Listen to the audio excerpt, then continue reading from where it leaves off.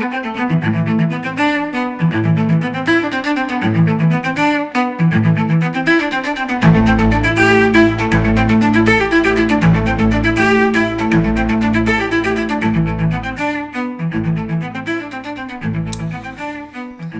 gauche, c'est synonyme de mort.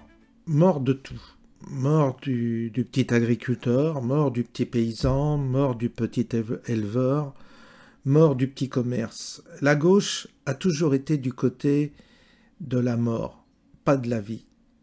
Et une fois encore, en prenant certaines dispositions qui consistent à limiter la circulation dans les centres-villes, eh bien vous entraînez par le même coup la mort, évidemment, du commerce local, puisque les commerçants qui subsistent dans le centre de Paris, avec des loyers très élevés, eh bien, pourront pas survivre à ces dispositions qui ont été prises par Hidalgo concernant, justement, des zones où il n'y aura plus de trafic.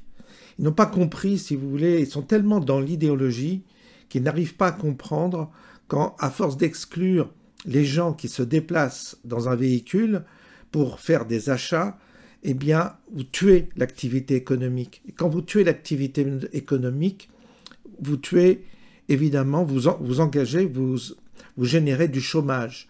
Et après, vous générez de la pauvreté.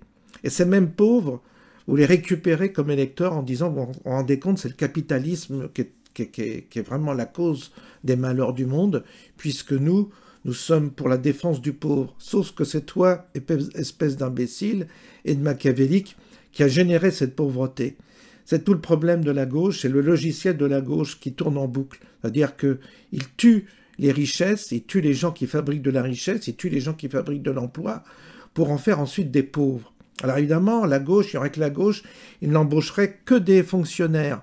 Il rêve d'une société faite de fonctionnaires qui travaillent dans des bureaux, dans le tertiaire, et puis qui contrôle les petites miettes qui travaillent encore. Voilà, c'est le but. C'est-à-dire, vous avez aujourd'hui 6 fonctionnaires pour un agriculteur, vous en avez peut-être 10 pour un commerçant, c'est-à-dire vous avez 10 fonctionnaires qui vont contrôler l'activité d'un petit magasin, et vous avez le pauvre, celui qui subsiste, qui essaye de gagner sa croûte, qui a tellement de normes à respecter, tellement de contraintes, et en plus on empêche les clients de venir chez lui, qu'il va finir mort. Et après, les mêmes bobos parisiens vont se plaindre qu'il n'y aura plus de commerce. J'ai connu ça à l'époque de mes grands-parents qui avaient un petit commerce, et c'était déjà la course aux grandes surfaces. Bah, bien sûr qu'à partir du moment où vous aviez des grandes surfaces, il n'y avait plus de petits commerces qui permettaient à des gens qui n'avaient pas les moyens de se déplacer de se ravitailler, de trouver un conseil, de trouver aussi une forme d'humanité. Les formes d'humanité. Avec la grande distribution, vous avez des caisses automatiques où il n'y a plus aucune humanité. Vous cherchez un conseil, il n'y en a plus. Bref, puis maintenant vous avez Amazon qui est en train de détruire la grande distribution, donc ils se bouffent tous les uns les autres. Et on n'a pas, si vous voulez, intégré qu'il fallait, pour avoir une société dite humaine, qu'il fallait justement conserver le tissu commercial traditionnel qui, justement, anime les rues, met une âme dans les villes et tout ça. La gauche, elle veut détruire. C'est pour ça qu'elle s'intéresse également, elle fait la promotion de l'avortement, et puis elle fait la promotion aussi de la fin de vie. Elle veut qu'on puisse tuer les vieux, elle veut qu'on puisse aussi tuer les bébés, elle veut qu'on puisse tuer le commerce, les paysans. En fait, c'est la gauche, comme je vous le dis, c'est l'avocat de la mort, c'est celui qui, finalement, va raser toute la vie, regardez, il n'y a plus de fécondité en France, vous voyez, c'est l'allié de la mort, l'allié de celui qui tue. Et toujours, là où est la gauche, on a des goulags, on a des exclusions, on a de la censure, c'est la gauche. Et finalement, elle finit par tuer même l'intelligence, elle finit par tuer la contradiction, elle finit par tuer partout où il y a encore un peu d'humanité, elle tue l'humanité qui reste. Et ce sont ces mêmes idéologues qui ont inventé justement la société soviétique, style marxiste, qui, effectivement, a porté ses fruits, puisqu'on a vu ce que ça a donné au cours de l'histoire. Voilà tout ce que je voulais dire, et on écoute justement ce reportage qui confirme ce que je suis en train de vous dire. Les commerçants, certains commerçants dénoncent une baisse de leur clientèle depuis sa mise en place le 5 novembre dernier. Bonjour Clémence. 3 organisations du secteur du petit et grand commerce demandent carrément l'annulation de la ZTL. Où tu te trouves ce matin ? Oui, il dénonce l'effet dissuasif de cette zone à trafic limité sur la clientèle. Concrètement, il dénonce une communication confuse sur les règles d'entrée. En fait, beaucoup de personnes pensent qu'elles n'ont pas le droit du tout d'entrer dans cette zone à trafic limité en voiture. Résultat, une baisse de la fréquentation des commerces de l'hypercentre. Ce sont surtout leurs clients de l'ouest de Paris et de la Grande Couronne qu'ils ont perdu.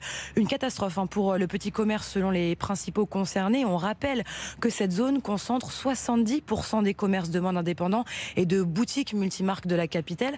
Et on rappelle également que les personnes qui souhaitent venir faire leurs courses dans l'hypercentre de Paris ont tout à fait le droit de le faire. Seul le trafic de transit est interdit, c'est-à-dire que vous ne pouvez pas traverser les 4 premiers arrondissements sans vous y arrêter. Il faut avoir quelque chose à y faire. Dans tous les cas, les commerçants, eux, demandent l'annulation de cette zone à trafic limité. Un recours a été déposé fin décembre au tribunal administratif contre la ville de Paris par la Fédération nationale de l'habillement, l'Alliance du commerce et le comité Marais Paris. Et nous, on sera justement en direct à 8 h avec le gérant de cette boutique. Il est aussi membre du comité Marais Paris et il nous expliquera sa situation.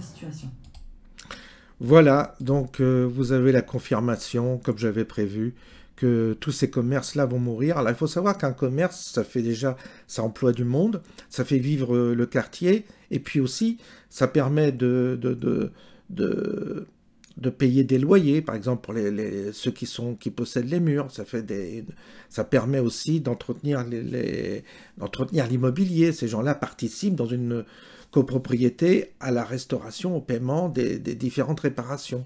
Vous avez aussi les grossistes qui fonctionnent grâce aux commerçants. Bref, et les grossistes font travailler des entreprises, etc. Bref, vous avez toute une chaîne quand vous voyez le commerce, c'est pas que le commerce, c'est une chaîne économique qui fait vivre plein de monde finalement.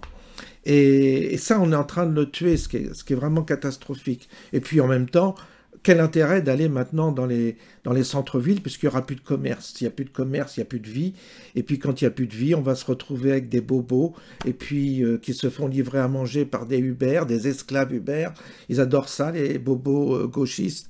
Donc ils tuent la vie, ils tuent l'activité, ils tuent tout ce qui fait que la vie pourrait être un peu plus agréable. Avec eux, c'est la sinistrose, et c'est pour ça que, comme je vous l'ai dit, il y a une fécondité qui dégringole en France, parce que justement, les gens ne veulent plus faire de gamins dans une société qui est vouée à mourir ou à tuer tout ce qui contribue justement à dynamiser notre vie et à la rendre plus agréable.